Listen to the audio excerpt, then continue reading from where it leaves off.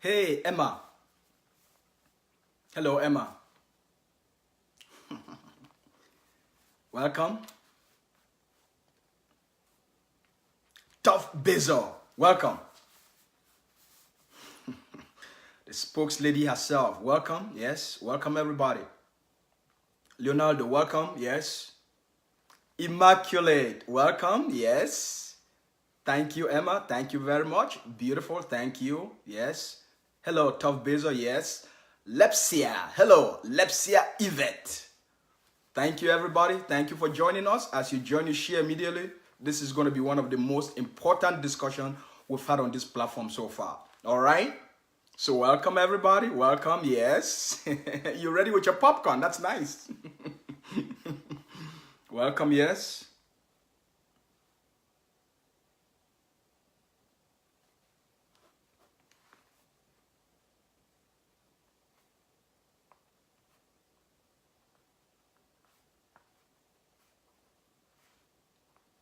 Yes. Comrade George, welcome. Welcome, Comrade George. Yes.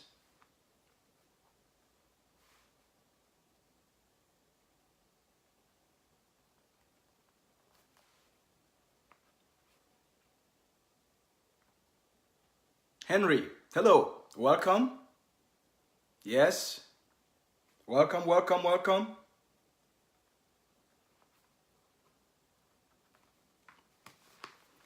Israel, welcome. Welcome, Israel. Welcome, everybody. Wow. Good to see you all. Good to see you all, beautiful people. Today is going to be an extraordinary conversation as always. We have a very special guest today, Cecilia Amabo, the spokesperson of AGC. But the conversation today is going to be centered around women and the responsibility for leading a new nation. So this conversation is mostly for women. It's on women leadership. This conversation is mostly for our girls. All right? So invite all your sisters, please, brothers, invite all the females on your forums to join this conversation, because this is so much about them. It's about Ambazonia, but more about the future of women in our new nation. All right? State budget. Welcome. But, for the men, this is also going to be an exposure for you to understand, what society we want to build, right? Franklin, comrade, welcome, welcome, welcome, welcome. Yeah, it's going to be fun. It's a learning experience for a lot of people. Amba Squad, welcome. Yes. Frank Eno, welcome, all the way from Ground Zero. Salute. Yes. Comrade Abu Free, welcome. The beautiful Abu Free. Welcome, everybody. Yes, welcome. Share as you join. Share as you join. This is the platform where, we inspire people. We elevate people. We build people. We elevate leaders, right? This is it. Shay Kingston, welcome. Yes. Welcome. Welcome, everybody. Wow, welcome. Welcome. This is going to be extraordinary. Yes. Comrade Grace Ajali, welcome. Yes. Messi, welcome. Welcome, welcome, Mercy. Yes, welcome. I see you, I see you, I see you, I see you. See you. Welcome, everybody. We're going to have a great discussion today, all right, about, women and leadership, all right, to the kind of society we want to build, all right? So, share. Today it's about elevating people, all right? This is what my platform is about. It's about elevating people, inspiration, education, empowerment, all right? Yes, honoring people. Biko Ken, welcome, comrade. Oh, yes. We're going to have a great discussion today. I'm excited. I'm actually very passionate. Welcome, Emmanuel. Yes, welcome. Yes. Oh, yes, welcome. Everybody, welcome. Greetings to all of you. As you join, you share. Let's have a great discussion today. We're going to have a great guest. So the conversation will be, wow, Mami B, welcome, welcome, welcome, welcome, welcome. I see you, I see you. Yes, welcome. Oh, yes. Welcome, everybody. Oh, yes. Looking forward to many, many, many conversations on this platform. All right. Oh, comrade, good luck. Good luck, Nte. Welcome, welcome, welcome, welcome. I see someone, Bate. I see someone, Abonga, Vuyuf. Welcome, yes. Welcome. Kiki, I see you. Fawon, I see you. Avril, I see you. Welcome, yes. I see you, Mami B. Welcome. I see all of you. So just share, all right? Great, sir, as always, great. Ayuk Echu, welcome. Ayuk Echu, welcome. Yes. Ayuk Echu, welcome. All right. King Echu, welcome. Yes, welcome. King Echu, Chief Echu, welcome. Yes. Welcome, everybody. As you join, you share. Please invite as many people as possible because most of us don't have the opportunity to be educated, to be inspired, to be elevated. So when we have this opportunity to be on this platform today with a guest that has, substance and quality and leadership, let's welcome. Yeah. Effium, welcome. Effium Mary, welcome very much. Welcome. Yes, I see you. Welcome. Effium Mary, I think this is the first time I'm seeing you on my platform. Welcome. Welcome. I appreciate you for coming. Amber, welcome. Welcome, everybody. As you join, you share immediately before we bring our guest on, right? Whoa, General Kadi is also on board. Hello. Hello, the General. Welcome. Yes, the only Amber General, the only female Amber General. Welcome. And we're seeing someone is also here. Someone is also here. Welcome. The Eagle is in the house. Welcome, yes. Mami B, welcome. Yes, welcome, sir. Thank you very much. Welcome. We appreciate you very much, sir. Welcome. Yes. State budget, yes. All right. Lambi Samuel, welcome. Yes, welcome. Ambazonia warrior, welcome.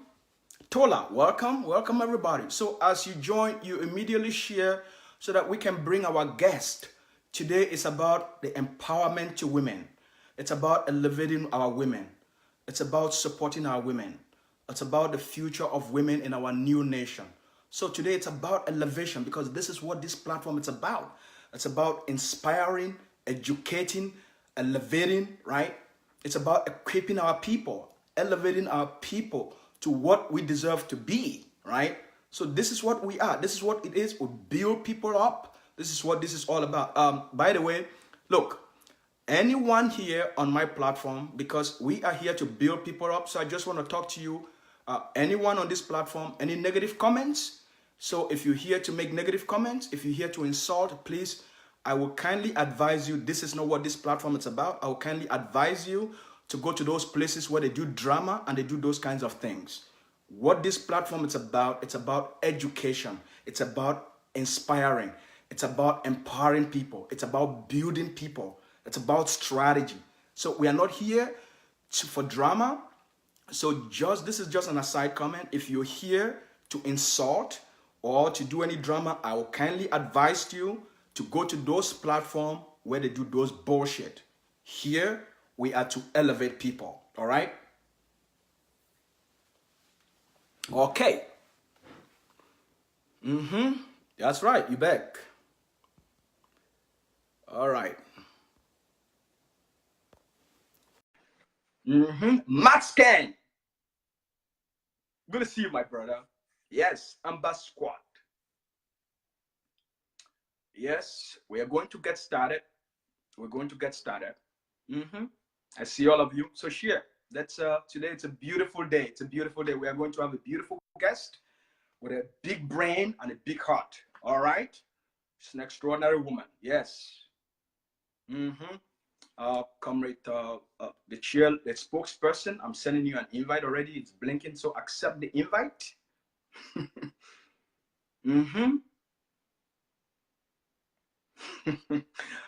Comrade Biko Khan, you have to. You know what? Yes. Send a message of apology and you'll be unblocked. Comrade Bakala, I haven't seen you for a while. Where have you been? Welcome back. Yes, welcome back. Oh, yes.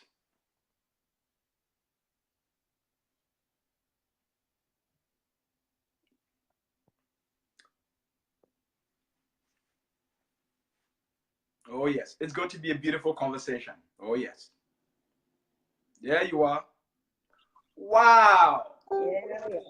Mm-hmm. Welcome, welcome, welcome, welcome, welcome, my beautiful spokes lady. Yes, welcome. The flag looks beautiful behind you. Welcome.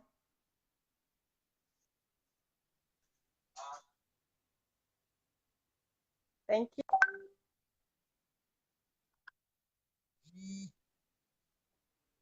I hope I'm okay. Yes, you're very okay. You look great and you look bright.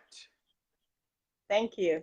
Thank you. By the way, thank you. I hope it's not the same problem we had with Capo Daniel. Could you please ask the audience if Hello, we are audience. Please, can you kindly let us know if the screens, both sides of the screens, are very clear? Can you just let us know, please?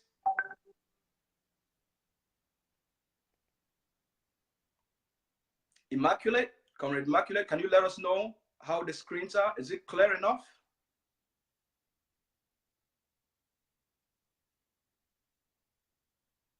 Everything is fine. They said everything is fine. All right. So before we start, I don't know if you want to join me, but I will kindly like to, I always like to start with singing the anthem. So I don't know if you want to join me or you just want me to do it as the host. I am ready. Let's go. I am Amber. All right, let's go. Hail, hail, hail this land of glory, with the Ambazonians who pledge loyalty. Praise the Son, our Savior, who granted us the freedom, allegiance to the hero, who bought the land with their blood. Glory to the glory, we rise and never to fall. Here in a nation flowing with milk and honey. Glory, glory, glory to the Father for making you a nation, a joy forevermore. Ambazonia, land of freedom, you shall live in plenty, meeting harmony. And your children shall be like the stars above. The Most High God be the watchman of this nation. Ambazonia, land of freedom, you shall live in plenty, meeting harmony. And your children shall be like the stars above. The Most High God be the watchman of this nation.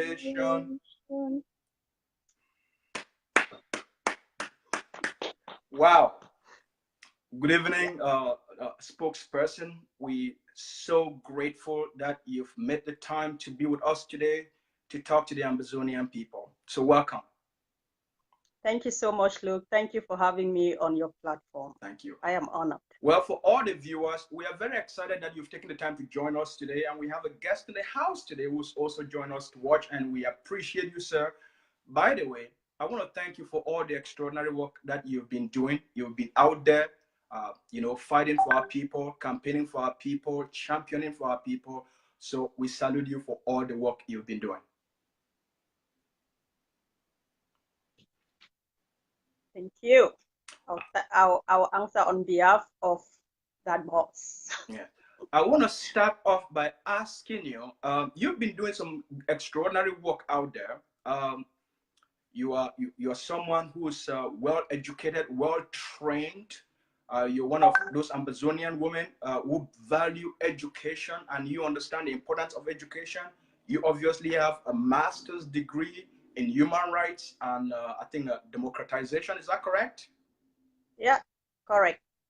So I want to ask you, what made you to decide to pursue the study of human rights? Well, I've always loved to be able to stand and speak on behalf of somebody. to be a voice to the voiceless. I started not just with human rights, I started with law, and we know it's kind of like a foundation for everything. I've worked in the field of human rights, and I saw how women were being relegated. I saw how children were deprived of their rights, especially the rights to education, and especially the female child. And working in communities where a female child was regarded as a second-class citizen, or even growing up where we grew up, we saw that we had that feeling of not really being valued. And so it all motivated me. I wanted to be that person that would stand out there and talk on behalf of my peers, women, and children. Be the voice of the voiceless, actually stand and project children, project the female child, let them know that these people are not second-class citizens, or they are not second-class. They have no right to relegate the female child to the back. So every person is equal before the law.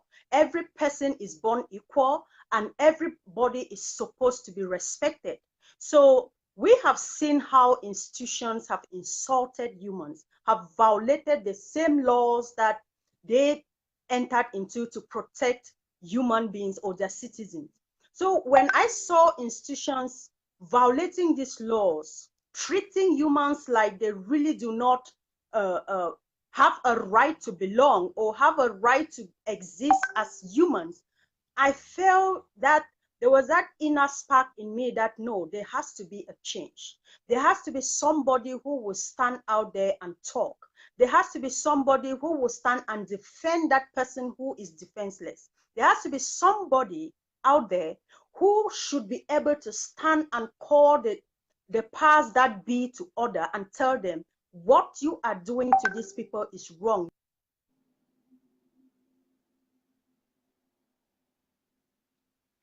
We have a little bit of a delay there. It seems as if your screen is frozen right now. So we'll just wait. Wow, that was so amazing. I'm sorry, I had an incoming call. Thank you. Sorry about that. Yeah. So what I was saying is we needed voices out there. We needed somebody. I needed to stand out there and speak on behalf of those children who cannot actually stand and defend themselves. Those people who are considered like third class or second class citizens. There has to be someone out there who could stand and talk on their behalf, who could stand and present their plight to the world, who could stand and really call authorities to order and tell them what you are doing, you are violating these people's rights. Cite it to them that these people own this right for reasons of being just a human being. They are entitled to this right, and you have no right whatsoever to take these rights away from them. So we needed those voices out there. And I saw myself as that voice of the voiceless, advocating for women, advocating for children, especially the female child, encouraging the female child to stand up and face her fears and overcome her fears and stand above the people that made her feel she was a second-class citizen. Those people who relegated her, those people who made her allow fear to consume her, those people who made her feel she can never be somebody, she can never be a leader, she can never really stand up and become and be a voice amongst her peers or lead. So I saw it as a challenge, and I told myself, I grew up in a community or in a society where women are not really empowered, or where women were not really given the opportunity to excel.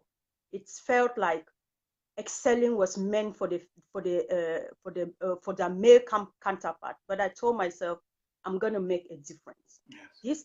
There are a lot of things that actually motivated me to be able to pursue this program in human rights. Wow. By the way, you are one of those leading examples that, it's not something that you felt, you saw a problem in society, and then you identified the big gap, how society treated women, and how the laws and everything, policies, positions, education, were all structured in order to benefit the male. and there is this gap. As you know, in our society, there is 54% of the population, it's made up of women. So now, if you look at 54% percent of the population is made up of women, and then this huge energy is not being tapped into, it's not being valued, it's not being looked upon. How does that relate to the problems we are facing, the massive corruption, the massive human rights abuses, the the lack of the dysfunctionality in public institution? Is there a correlation between the lack of education for girls and women, the lack of employment, the lack of opportunity, to the dysfunctionality and the corruption and the failed states we have in most places in Africa and some parts of the world? To an extent, yes. And to another extent, we always have this issue of the glass ceiling that has prevented women from excelling. You know, there are women who have qualities that can never be matched or compared with that of their male counterparts. But we always have this issue of glass ceiling that shields the woman from excelling, that shields the woman from overtaking her male counterpart because of the simple reason that she is a woman. Not necessarily because she's not educated, because there's always that notion or that thinking that a woman should not be a ruler or should not be above a man. So we always have that aspect of the society trying to put a woman at a second class. And this has been successful in years, in those days, because most women were not also educated. The few who were even educated were not allowed to excel in their various fields of specialty. They were not allowed to propose and provide solutions to problems that the society was facing because of the simple reason that they were women. Let's not forget how its call came about with the Beijing conference that came and gave empowered women and now allow women to stand up in the public space and talk, defend themselves, defend their rights. But our African societies, where we all came from, we had that problem where our female children were never given the opportunity to go to school. Those that even have the will or the desire to send their children to school at times lack the means to send these children to school. But then, what are we looking at? The society in which we find ourselves, and we are having these problems because most women's views are never really taken into consideration because of the simple fact that they are women.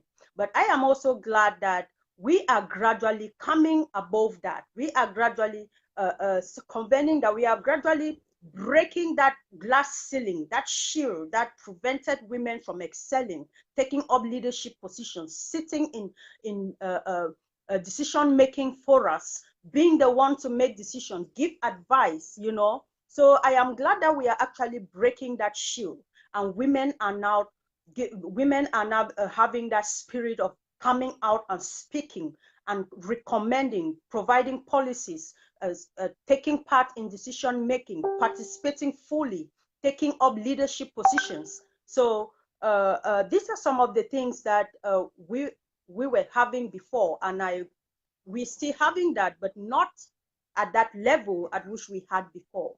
And we are glad that the more we speak out, the more we prove to them that we are capable of handling these things. We are capable of making decisions. We are capable of producing and presenting policies. We are capable of doing all these things. That room begins to open for women to actually come out from their shield, excel, and push the society, the economy forward. You are not only someone that is that has studied these policies or this segment of humanity, but you're also someone that you're working in the field right now. You're working with a human rights organization, helping immigrants to be integrated and to create an inclusive Irish society. Is that correct? Yeah, that is very correct. I'm actually working with an organization where It's all about empowering immigrants from across the world to to integrate more into the Irish society, to make them to have that sense of belonging, that inclusiveness, to make them feel like they are part of the society, and not feel discriminated, and empowered to take up roles and even leadership, like political positions in the Irish society. We train people on that.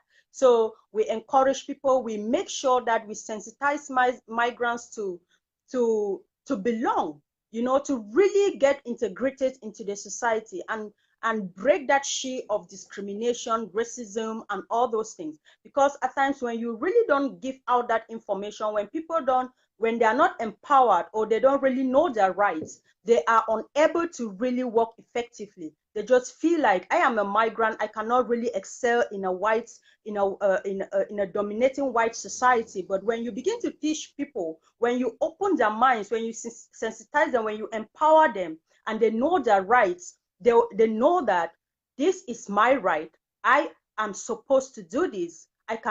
Because we have a lot of migrants that have a lot of skills, but these skills are actually like being subdued because they don't really come out there to project them. So people don't really even know, because we have people who can stand here and challenge any Irish citizen because of what they carry up there.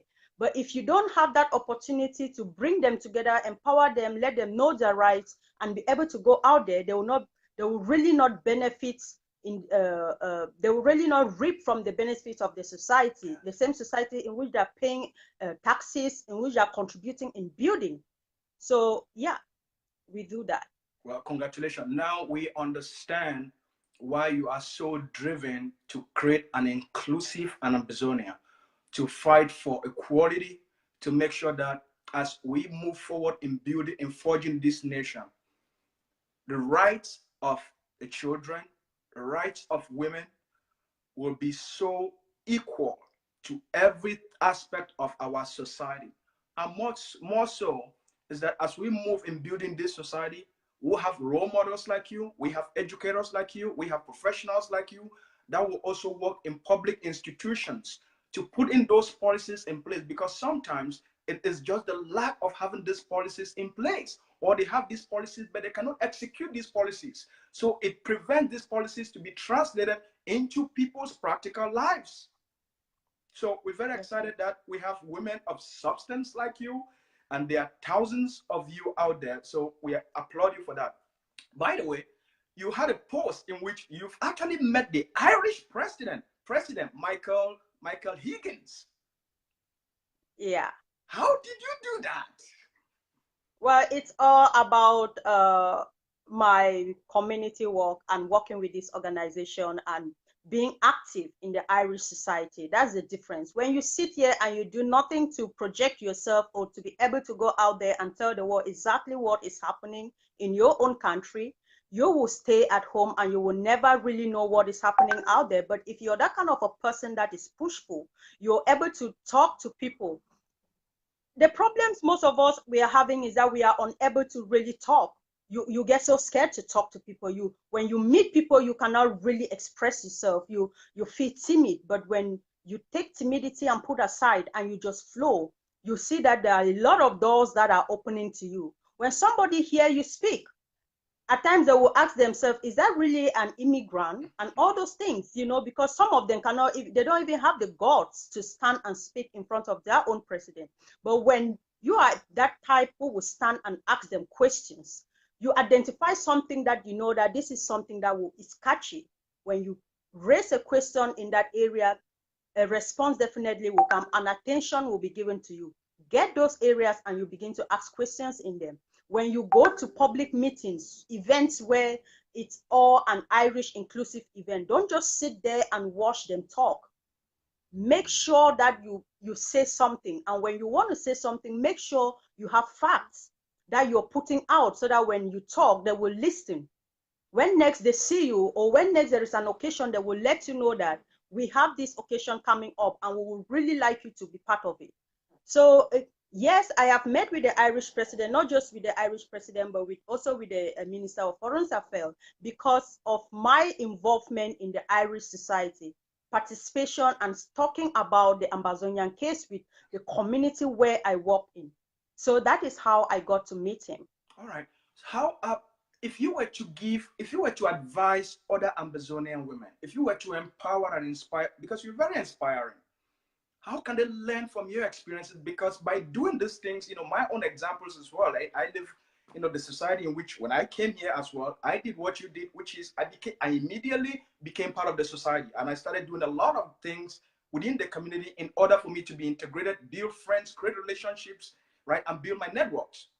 So I want to ask you, what other steps, what inspired you? What is it that within you that when you got into Ireland helped you to say, you know what, I want to be more open. I want to have friends that are not just from Southern Cameroons. I want to have friends that are not just Ambazonians. I want to have friends that are not just Africans. I want to build a huge network. How did you develop this open mindset of success? Well, when you first of all, and if you are an open-minded somebody, you will always have that tendency of trying to learn new things, get face challenges, and overcome those challenges. We, the Ambazonian women, I believe every Ambazonian woman is a very strong woman, and they have that tendency of always trying to, you know.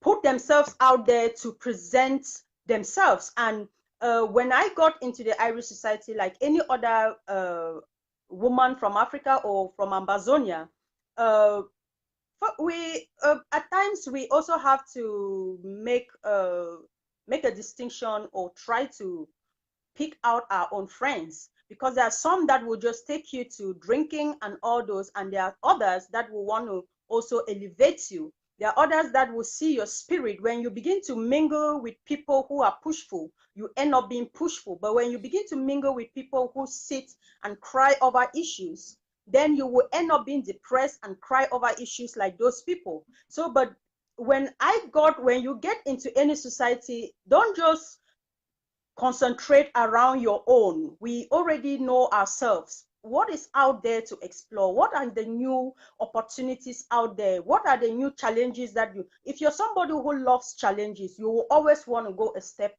forward to make sure that you get into new opportunities and develop yourself through them. So when you come into a country, you have to know who these people are. How do they function? How do they think?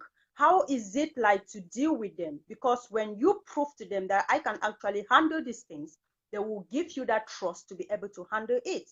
If you really show yourself that you've got skills in this area, there is nothing they can do about it. They will respect it, irrespective of your skin color or where you come from or anything. Those are some of the things that we really should appreciate about them. And yeah, I came in and I wanted to get involved in it. Also depends on your area of studies and what you really want to do. Who are your people, your audience? What are the kind of people you want to impact in your career or in your life? So some people just we all have our callings. We all know what we want to do. Do you want to pursue a career in politics? Do you want to pursue a career in mediation? Do you want to pursue a career in arbitration? Do you want to pursue a career in public speaking? Do you want to pursue a career in what area is your interest? Where do you want to build? When you know what you want to do, you identify the kind of people you want to mingle with so that you can learn from them, and you can also empower yourself through mingling with these people. So it all depends on our individual backgrounds and what we are looking forward to become. Yeah, so those are some of the things. Well, as obviously you've been the person for this extraordinary organization, the AGC. I want to just ask you this question. We don't have many organizations that have a woman in those kinds of position. Why is it that what made the AGC different to have even appointed someone like you to be a spokesperson? Can you please repeat that? What is because if you look at the various organizations within the Ambazonian revolution, we have many of them. We don't Okay. have, we barely have women functioning at any capacity. It's all Yeah. male dominated, male driven. What made the AGC different to have appointed you as the spokesperson? Well, look, I'll be honest with you. AGC is an organization that respect women, respect competence, respect. It doesn't matter if you are of the opposite sex. So long as you're competent, you'll be able and you'll be given the opportunity to showcase yourself.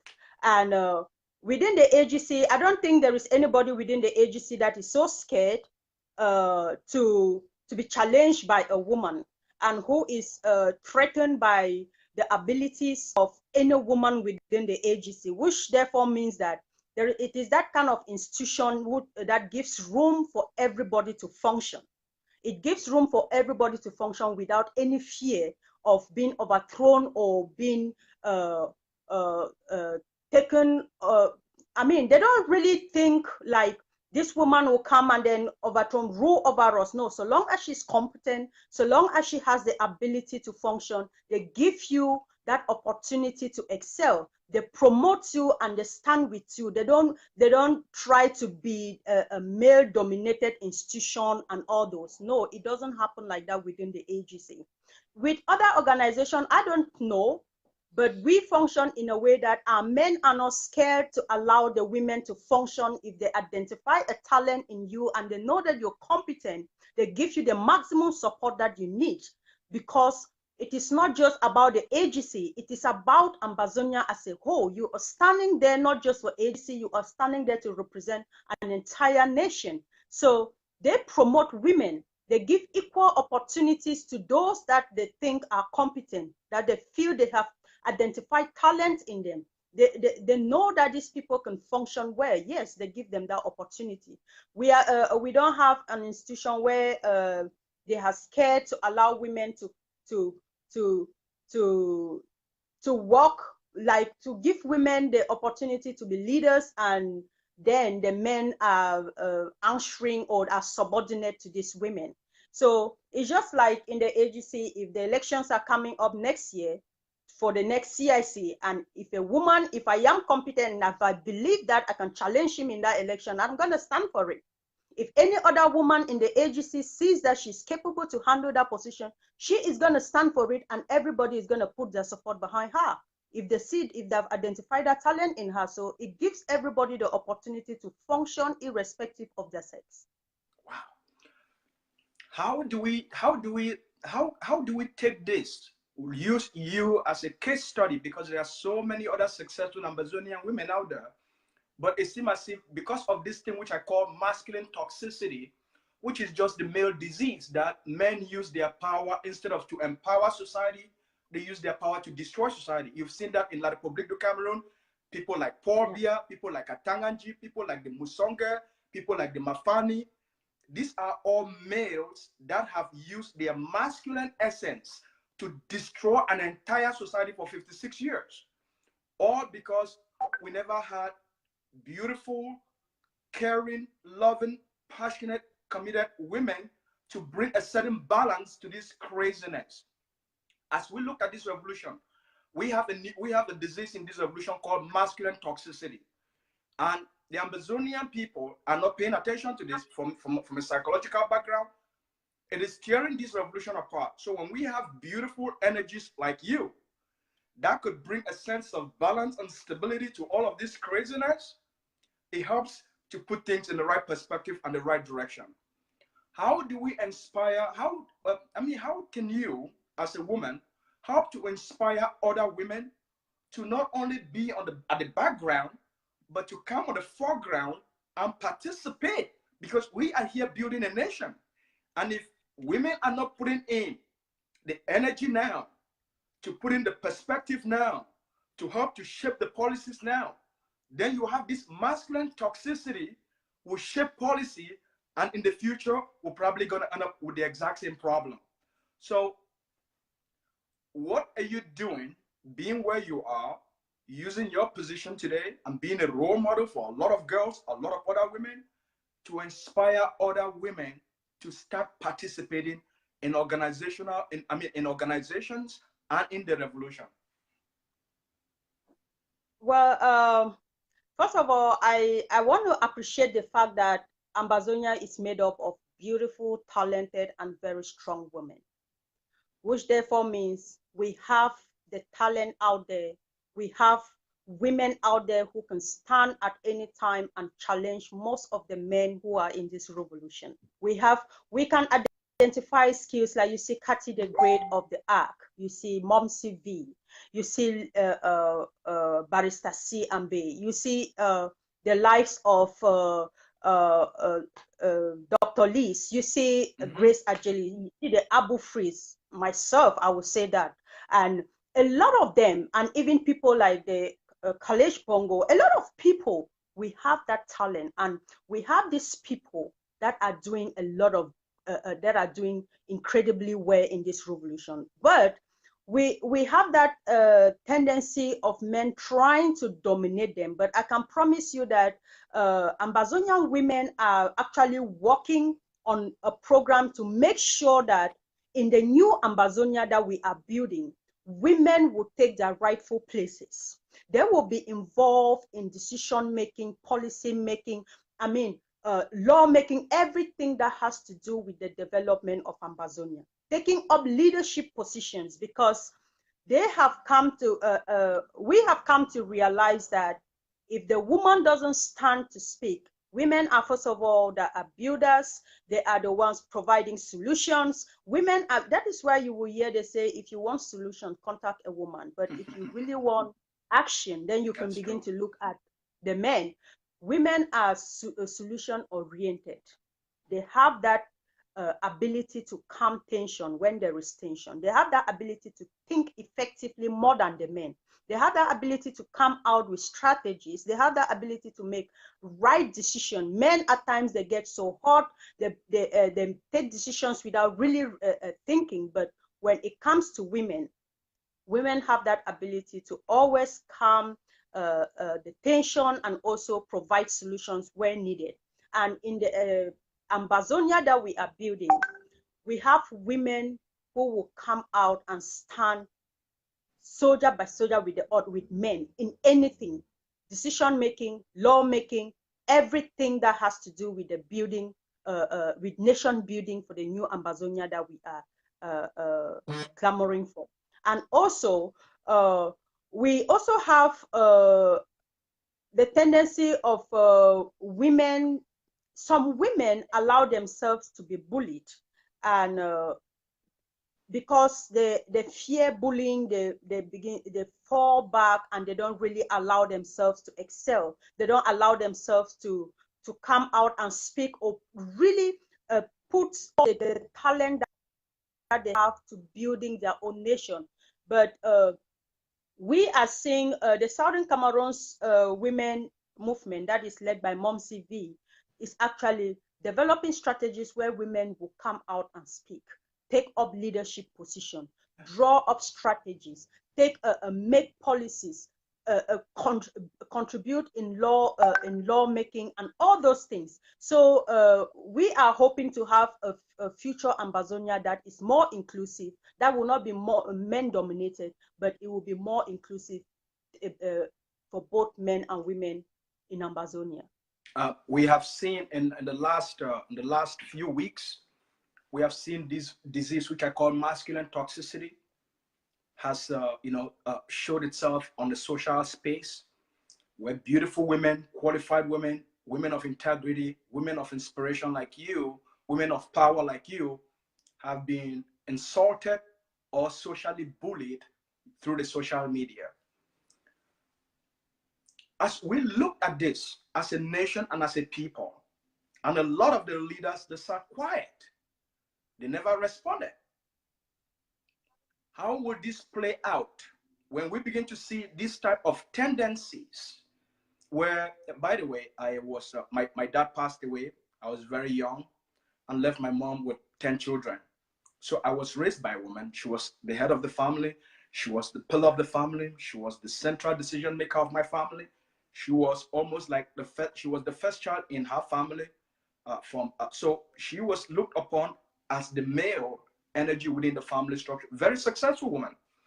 So I understand what it means to be a woman, to have been raised by a woman.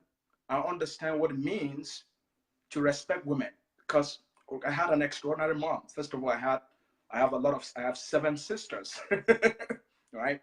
So I came from that background.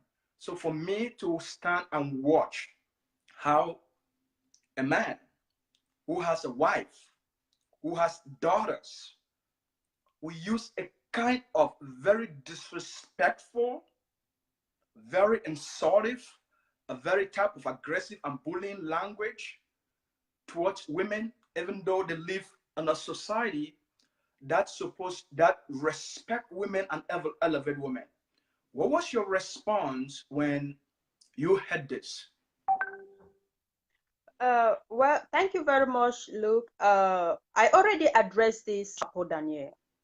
I said it that a man who goes out and call women names is nothing but a coward, and I still maintain that.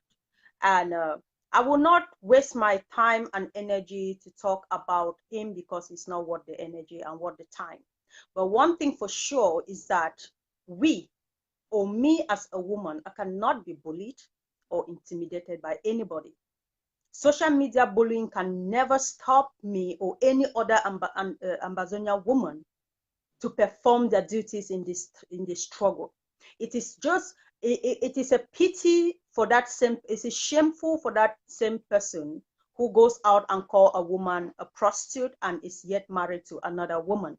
We will not waste our time talking about this. The Southern Cameroon's women, we the women, we will take our own actions the right way. And if the men are unable to come out and talk, we will talk on we will talk by ourselves. We will defend ourselves by ourselves. And like I said, I cannot be bullied. I cannot be intimidated by anybody. Nobody, no amount of name calling will stop me from doing what I am doing. It will not stop any other Ambazonian woman from doing what their own part in this struggle. It cannot. It cannot. So and that's why I wanted to ask you about this, because we looked at this. Are these sometimes those things that socially makes women do not want to come forward because they don't want to be, insulted, or they don't want to be bullied? Are these some of those things that are preventing women from coming up? That's why I wanted us to address it. To be honest with you, some of these things prevents some women from coming up. But if you are that kind of a woman, I am encouraging you to know that if you allow bullies to bully you and silence your voice, then you are only giving that person the upper hand to continue doing what they are doing. If you're able to stand that person and challenge them, then they are a force to reckon with. You know you are a force to reckon with. No woman should allow herself to be bullied by any man for calling her names, intimidating her. No, that is not allowed. That is not permitted. It shouldn't be permitted, as a matter of fact. And if you are a woman and you feel so scared that when you come out there, you are not doing it for an individual. They will rant and make noise, but that wouldn't change what you are doing. You have a focus, you have a goal, you are fighting for your nation, you are fighting for your children, you are fighting for a people that are being massacred on a daily basis. You are not fighting to please anybody.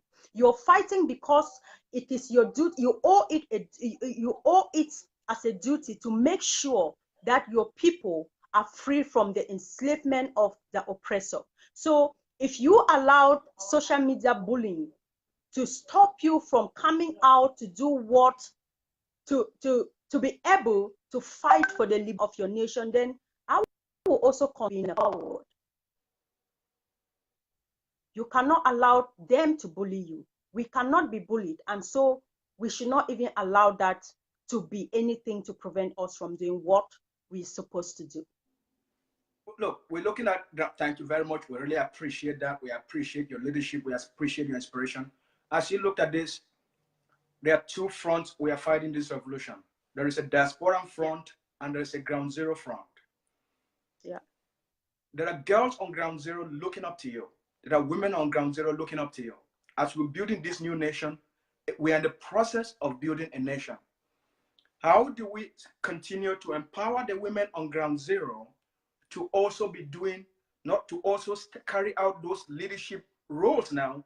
Because as you know, most of our men have left their communities, you know, to go defend, to go fight, to stand up, to defend their women, to defend their families, to defend their communities. So most of these leadership roles, as you've seen, women are now digging graves, even though it goes contrary to some of our cultures. Now those cultures have been put aside. Women are carrying out those, like, the most hardest thing any woman can do is to dig a grave to bury her own son. We have seen this. So to those mothers on the ground that are doing this, that have taken on this responsibility, we send them all our love, our respect, and our gratitude. How do we make sure that our women on ground zero also are being empowered to understand what we are going through, and so that even when they carry on these roles, you know, they are not broken, or they are not somehow feel like, you know, they're doing something that is not what they're supposed to be doing. Well, look, I must tell you that the situation itself has empowered our women naturally.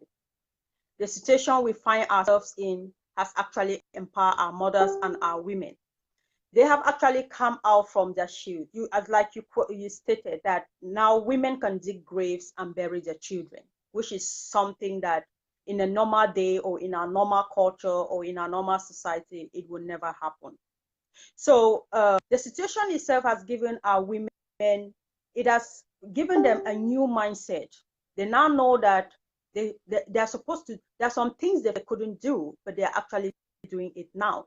And we are encouraging them to continue to empower themselves in it. Don't allow yourself to be intimidated. Don't limit yourself and say, no, this is a matter. No.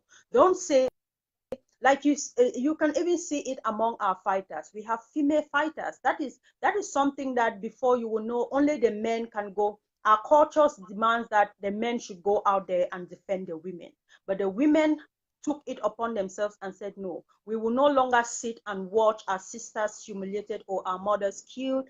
We will also stand and defend ourselves. That is to tell you that the Ambazonian woman is a woman that is very strong, and we should encourage our women. We should empower our female, our girls to grow up, not to sit at the back, but to take up front seat, to take up leadership position, to be able to involve in decision making in anything that has to do with their lives. They should have a voice in every decision that has to impact on their lives. So we are encouraging these women that whatever you're doing, don't think that it is by chance. No, it is actually an opportunity for you to understand that you had some skills within you that you've not really explored them. You've not allowed them to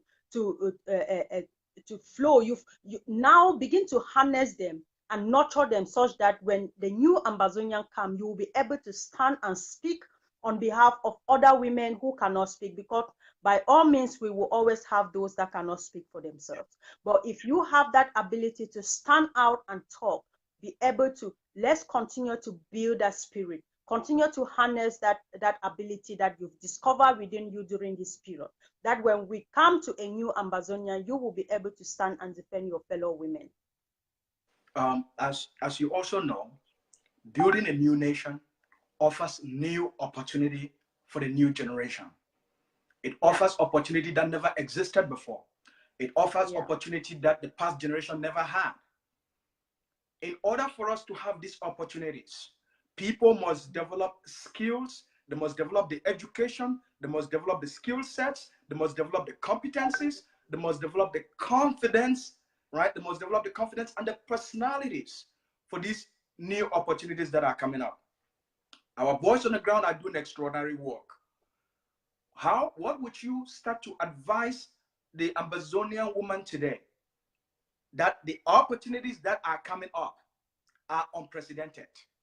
There is so much opportunity coming up in every shape and form. The Ambazonian woman must be ready to prepare themselves, educate themselves, give themselves the training, the skills, the competence, the confidence they need for this new society that is coming up, because it's going to unleash a whole new level, okay, of unprecedented opportunities for everybody. How would you, what is your approach as you look about as this from prosecuting the revolution, but as well as personal and self-development for our women to be ready to lead the revolution and therefore lead the new nation we are building? Yes, look, actually, I am happy the way you put it, that we are looking into a new country full of opportunities, and therefore require us all to be able to rise and grab those opportunities. And even if you must grab those opportunities and participate fully in that nation building, then you should be able to stand and talk. You should be able to harness yourself in any field of your choice, because we are studying in diverse fields. We are doing a lot of studies. We have a lot of skills out there. Let us also use that what we have to empower those that are on ground zero, to prepare them for the new Ambazonia that we are actually foreseeing. Even right now, within on ground zero, we have people who have suddenly become nurses in the bushes because they are helping and taking care of the wounded soldiers. These are things that we should be able to develop, so that when we come into a new Ambazonia, these are the people we should be looking at, putting them into the hospitals and harnessing their skills and giving them more training and empowering that sector, so that they will function and function well for that sector. And for all the other Ambazonian women who are actually out there, we always have that tendency, because of our education or where we came from, we don't really specialize ourselves. We are jacks of all trades just to make ends meet. But I think that in a new country where we are actually moving into, we should have that spirit of trying to specialize ourselves, get a particular specialty where we can function and function well, so that you will use those skills to empower others. You will be able to teach others skills in that particular domain that will grow that domain. Let us not just be jacks of all trades. Women, we have women in, we have nurses, we have lawyers, we have doctors. Let us be able to refocus and put ourselves in that particular field that we think that is our field of specialization, so that we will be able to be a nation based on competence and on special, not this one that people will be employed or appointed based on relationships and all those. So women, we are encouraging every woman that in this country that we are building, we are looking forward to build, make sure that you have an area that you understand well, and you can be a role model in that area. You can be a teacher who are looking up to you, and you empower them such that when we go into the new Ambazonia, we will have areas of specialty skills and development, and we will not be suffering from any economic lapses or any leadership lapses, because we are actually putting the right people in the right positions to function according to their skills.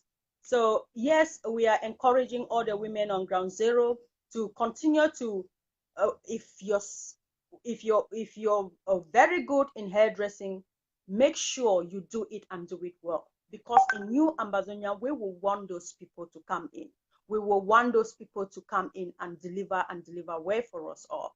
So yeah, that is like the least I can say for now. First of all, thank you so much, our audience. We are very delighted to have you today. You're very inspiring, very educational, very empowering. I want to ask you this. when you look at the future of Ambazonia, what do you think the role of a woman in terms of leadership? What role would a woman play in terms of the leadership of the future of Ambazonia? Well, for the future of Ambazonia, there will be no Ambazonia without women in leadership. That's for sure. Because women have that natural leading ability. And we have women who are competent, and we have women who are willing and ready to lead in the future Ambazonia. So we are encouraging women not just to allow people to intimidate them to take the back seat, but to take up leadership position, to stand, because we have women, honestly speaking, we have women in this struggle that if you put them with men in a public debate, they will beat them hands down. They will beat them and beat them so well. That is to tell you that we have strong women, we have educated women, competent women, and these women will be taking up leadership positions in Ambazonia. Women are nation builders. Yes. Women are nation builders. There is no Ambazonia without a maximum inclusion of women in leadership roles. Yeah. There is no Ambazonia. So we are preparing our women to come up strongly to take up leadership position. A lot of we've seen how the struggle is going. It's like the men are losing it. They really cannot put it together, and women are actually putting up a platform where a leader will emerge and stand and speak for women, not just for women, but for all Ambazonians, because we need that constant check.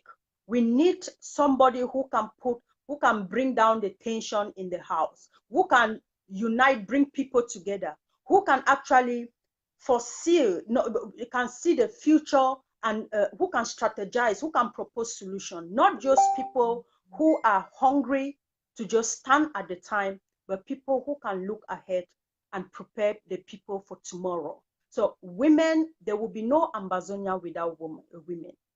That's for sure. So we are also encouraging our women. We have a lot of them out there. We are calling on the likes of Dr. Lees. We are calling on the Momsies. I'm calling on myself. I'm calling on Gracie. I'm calling of Lady Cathy. I'm calling of Woman of God. And a lot of them, we're calling on Barrister Siambe. There are a lot of them out there who are so powerful, who are so passionate for this struggle, but have not really come out. But there is that platform where women are trying to develop, when we'll bring all these women together from across discover this talent, and we will push forward that candidate that we feel that will speak for women and represent women and represent them well. We have that natural instinct. We take care of things. All right. We look forward to this platform, and we look forward to the extraordinary work. We look forward to the extraordinary work. Are you doing any sensitization? Are you with these groups doing any sensitization right now? As you know, because I remember, by the way, I would like to congratulate you with the other extraordinary women, including Immaculate. You all came together, and you came out online a few times, and you've raised about $6,000 so far. And from the last post I had, it was almost 1.6 million. That has already gone down to Ground Zero, to the Aya Foundation, and they have used that money to take care of some of our IDPs. What inspired that move of sisters coming together to say, let's do something for our mothers, our children, our fathers, our brothers, our communities, our families on Ground Zero that have been displaced? What was it that made you ladies decided to come together to do this? First of all, that is the heart of a woman, and that is the beauty of a woman, because a woman takes care of the home. A woman makes sure that the family is intact. A woman sees a problem and provides a solution. She doesn't just see it and say, I am sorry. No, when she sees a problem, she makes sure she looks for a solution. So we are mothers. So when you see your child wounded, it is your obligation to provide for that child. It is your obligation to make sure that that wound is cured. If you are a woman and you see another woman in the bush struggling to have a sanitary pad, bleeding during her period and doesn't have something to use, you cannot rest. That you feel it's as though you are the one. So you have that obligation to make sure that other woman is provided for. When you are a woman, you see children killed on a daily basis, and if you sleep and drink wine, then there is a problem. Then there is that other part of a woman in you that is dead or it's not functional. So when we saw all these things, when we saw our boys being killed, we see them wounded, we see our mothers in the bushes, we see our girls dehumanized, we see our brothers in prisons, we see all these things, we ask ourselves, what can we do to help them? That is that other soft part of a woman, because they always provide solution. It's not about talking.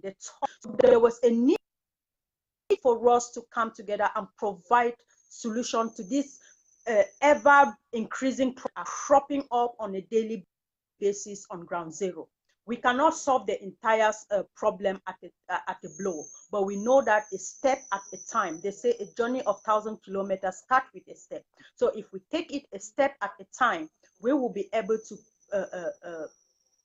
to help our people, and we will leave an impact in their lives that they will never forget. So it was that love of motherhood. It was that love of brotherhood. It was that love to share, that love to take care of the needy when you are in need. And it's not like just telling somebody, I am sorry for your loss, but I am sorry for your loss. Can you please hold this? Hang on to this. So that is what inspired us. You cannot get up in the morning and your phone is full of dead bodies, full of people dying of starving in the bushes, whereas you even have food that you're not eating. You have to think, what can we do to be of help to these people? They are our brothers. They are our sisters. They are going through the same thing we are going through. So please, we felt what they were feeling. So we decided that as a group, let us do something about it. And we decided, we say, let us rise as the Deborahs of Ambazonia. Deborah arose and she provided for the needy people in Israel. So we needed to rise and provide for our people. And that is why we came about with the name Deborah Arising. So that is what we've done so far. And we are still going to do more based on the resources that we have. Well, we certainly, ladies, we encourage whoever you are, wherever you are, to rally yourself with other sisters and maybe just follow this simple example where you can come together to do something for our IDPs, for our parents on the ground, for our children on the ground, for our mothers suffering, for our boys. So small organizations like this, if this small group of women can raise $6,000, maybe you guys are not up to, I'm not even sure the group is up to 5 or 6 women. But if you can be able to come up and raise about $6,000 and look at the impact it has had on the ground. So many other girls, so many other women can come together and do the exact same thing. Men can equally do the exact same thing. So with that, we all want to thank you all. The Deborah Arising Project, we want to thank you all, ladies, for such beautiful heart, for those gifts, for that caring, for that compassion, right?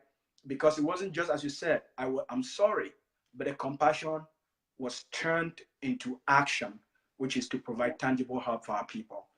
So we thank you all so much for that. Do you have any closing remarks for our girls, for our women to ready themselves for the future?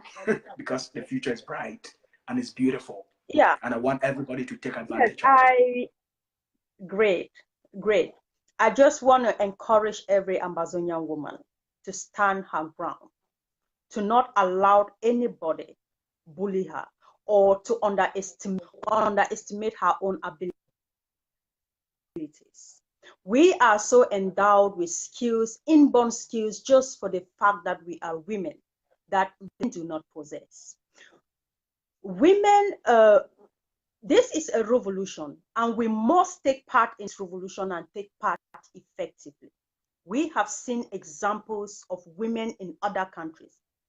The Kyrgyzstan's women revolution, we saw the way they got up, they fought against the Islamic State, the jihadis, and all those things, and how the lawmakers changed the laws because of the fight that they fought, they actually fought for women's rights. We saw the likes of Winnie Mandela, who stood her ground and people. We have seen people. We see great women that stand in the that stand and support. That we saw the women of liberty in the American Revolution. What they did. You also remember that grandmother. You remember that grandmother when on the 22nd of September, that grandmother, there was a photograph and a video of that grandma, right? Remember that grandma? Even though she was that old, she wanted to make her own impact in the revolution as a grandmother. Definitely.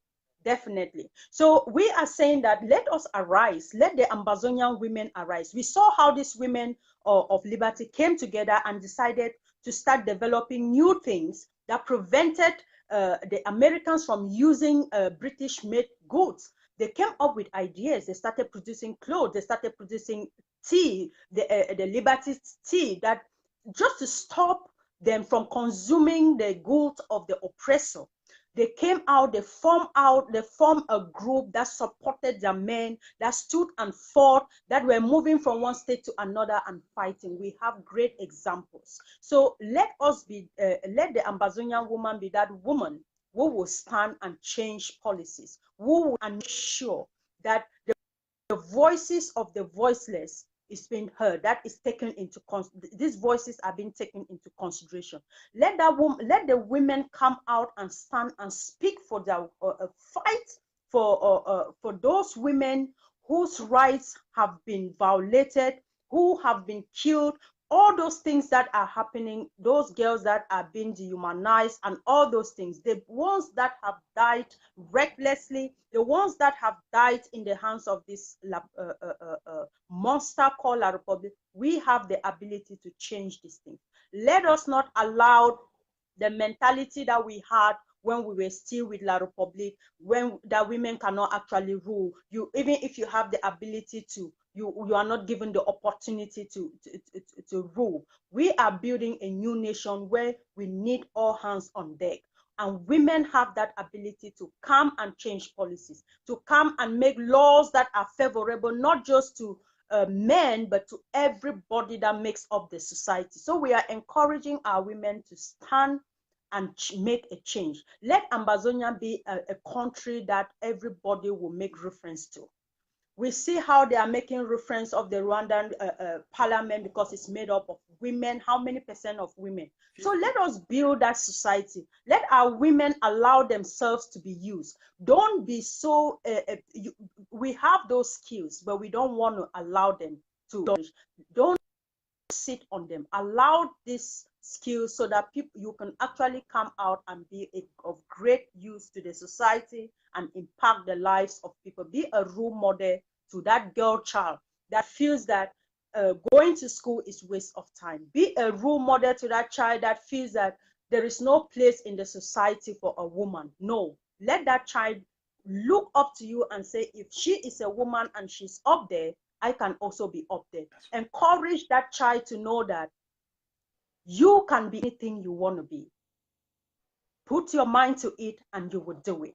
Stand and be a voice to that, be a joy to that woman who didn't have the opportunity to be where you are today, because the laws in which they lived in during that time did not give them that, did not allow them to excel. Now that you live in a world where you can excel, don't allow yourself, don't sit back and think and allow those skills to die. No, come out and be an example. Come out and be a Condoleezza Rice of Ambazonia. Come out and be a Hillary Clinton of Ambazonia. Come out and be a Winnie Mandela of Ambazonia. Come out and be whatever you want to be, so that these children that are in the bushes, they will look up to you and say, I want to be like that auntie tomorrow. I want to be like that woman tomorrow. And that will motivate them to study and become what they want to become tomorrow. Wow. Certainly in Chinese, in Chinese, a crisis represents a problem at the same time an opportunity. So Yeah. even now on ground zero, we want to empower and inspire our women that within your communities, this problem, this revolution that we are facing right now also offers some opportunities. There is scarcity of almost everything. And let women begin to look at all this scarcity and the problems as opportunities, even for them economically, especially at this very moment as we speak. There is a scarcity of everything. There is the need of everything. So this same revolution, these same problems, this same crisis we are going through, in Chinese, the word uh, um, a crisis represents a problem. At the same time, it represents an opportunity. I would like Yeah. to inspire women to always to look for that opportunity within your community in which you can provide that service, you can provide that solution, whether it's to start to make cocoa soap and sell it, whether it's to make food and sell it, whether it's to sell water, anything that can help you during this difficult time to tap into that woman's potential and be able to do something. Don't just sit. Another thing I want to emphasize, what I have learned, smart people during crisis, they use those moments of a crisis to prepare themselves for the future. Yeah. Prepare yourself, whether it's to learn hairdressing, how to make clothes, how to make shampoo, how to make oil, how to make whatever it's needed. This crisis offers incredible opportunities for smart people. I know the environment is very dangerous, but in dangerous times, smart, clever people use it as their greatest moment in order to set themselves for a new future that will be unleashed. Ambazonia will be free. Yeah. Just before we go, Please, I also want to use this opportunity to further talk to some women, because please. we have women who allow themselves to be used by men to actually go out there and begin to fight and instigate fighting amongst women. They allow men to use them to fight against fellow women. No, we don't want those type of women in Ambazonia. Be your sister's keeper. Be your sister's strength. Don't allow a man to use you to fight against another woman. Because when two women fight, the only person who gains from it is that man who instigated that fight. So you don't allow yourself to be used. Be a role model that somebody can look up to. Be that woman that I will refer to, that she is that woman that always fights against women.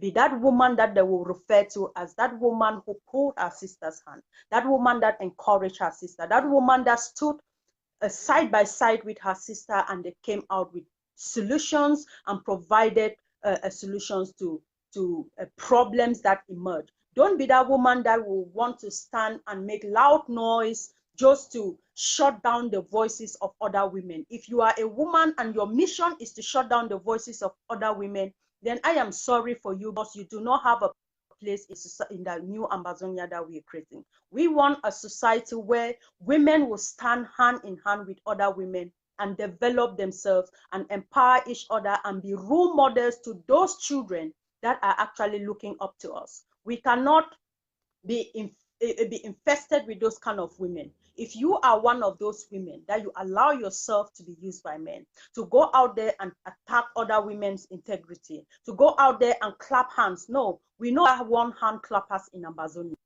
We no longer want people who will just sit spectators. No, we don't want spectators as women in Ambazonia. We want participants.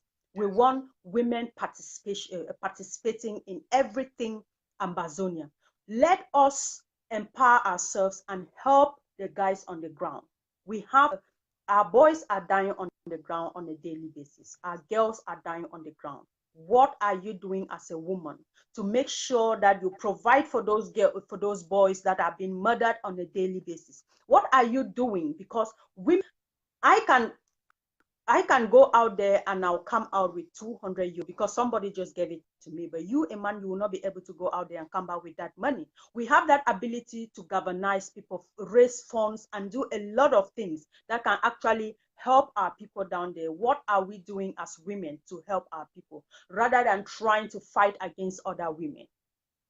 Women, what are we doing to make sure that we work together as one, strengthen one another, be one another, stand hand in hand rather than fighting each other?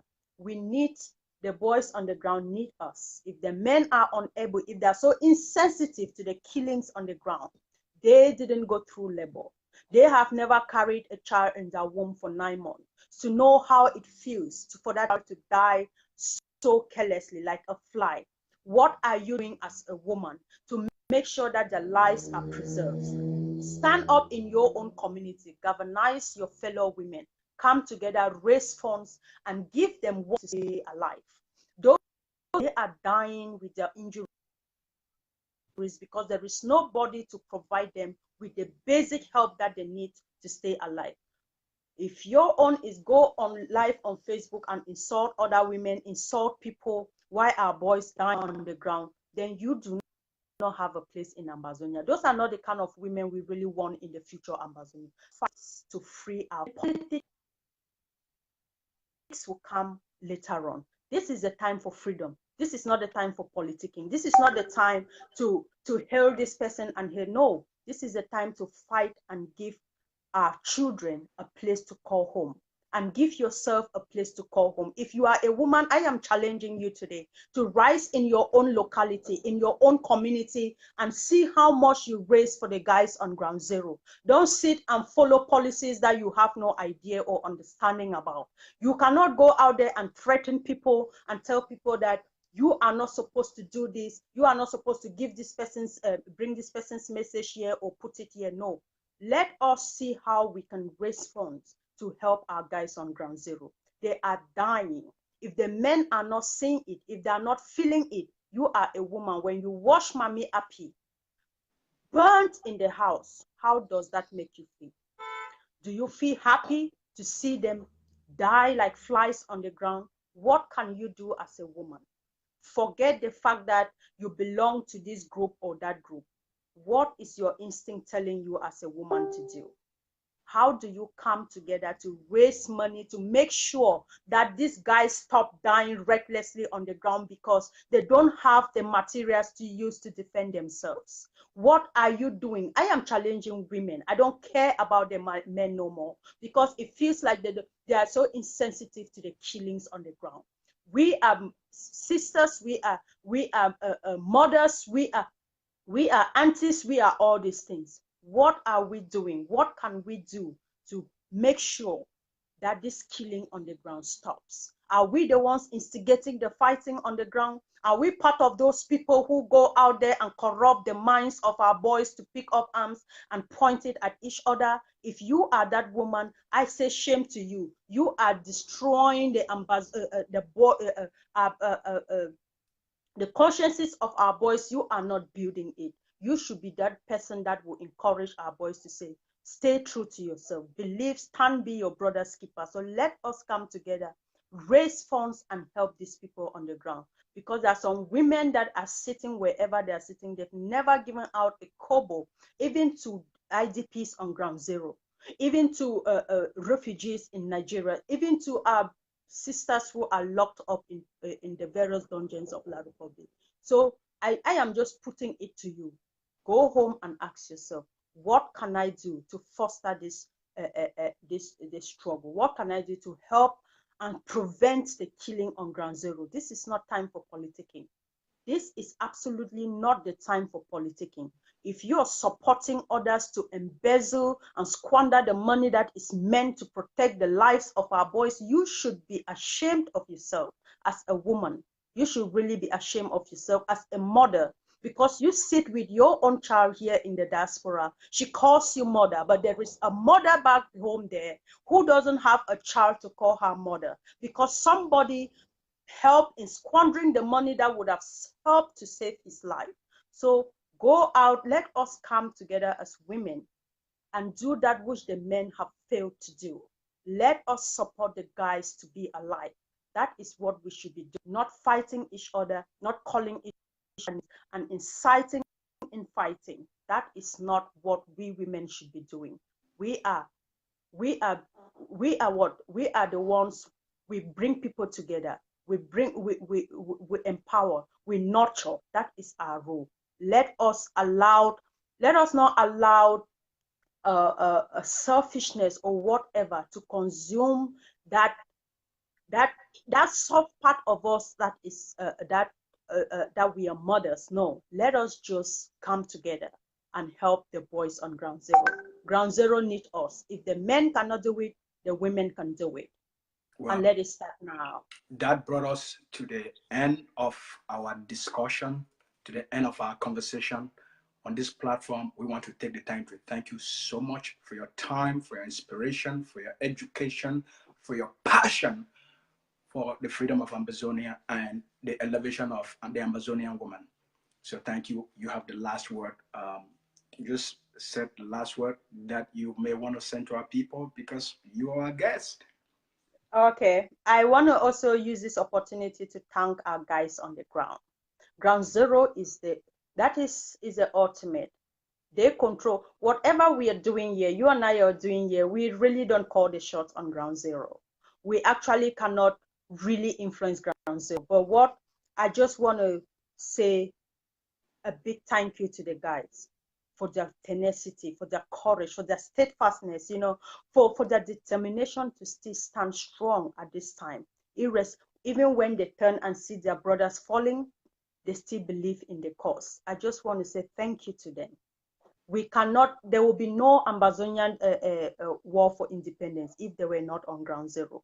If the international community today talks about it, that is because they made ground zero ungovernable and forced the international community to know that there was something actually happening on ground zero. It's not about this talking that you and I are doing here. It's because of because they have inflicted pain on the occupier, because they've made the ground ungovernable, because they have displayed economic cost to the occupier. That has brought about international recognition and of this case. So we just want to say, please don't be intoxicated by the bickering, the noise, the whatever in the diaspora. Just keep doing what you're doing, and we are promising that we will do our own best to make sure we give you what you need to stay alive, because there will be no Ambazonia if you are not there. So I just want to say thank you to them all, and we say all for one and one for all. One for all. With that, we come to the end of this broadcast. To all our viewers, we thank you very much. As you've heard from the beautiful Cecilia Amabo, spokesperson of the AGC, a woman of power, a woman of courage, a woman of empowerment, a woman of inspiration. Ladies, don't just sit and wait for the revolution. Be part of the revolution. Play an active part. Play an active role. And prepare yourself. Join an organization. Start a course. Start raising money for something to feed the children on the ground, children that are living in bushes. There is so much each and every one of us can do. So on that note, God bless you all. And to our beautiful spokeslady and a human rights advocate and a strong woman of power, a role model, we so much love you. We so much appreciate you. And may God bless you as always. Thank you so much. I am grateful. Thank you. Bye.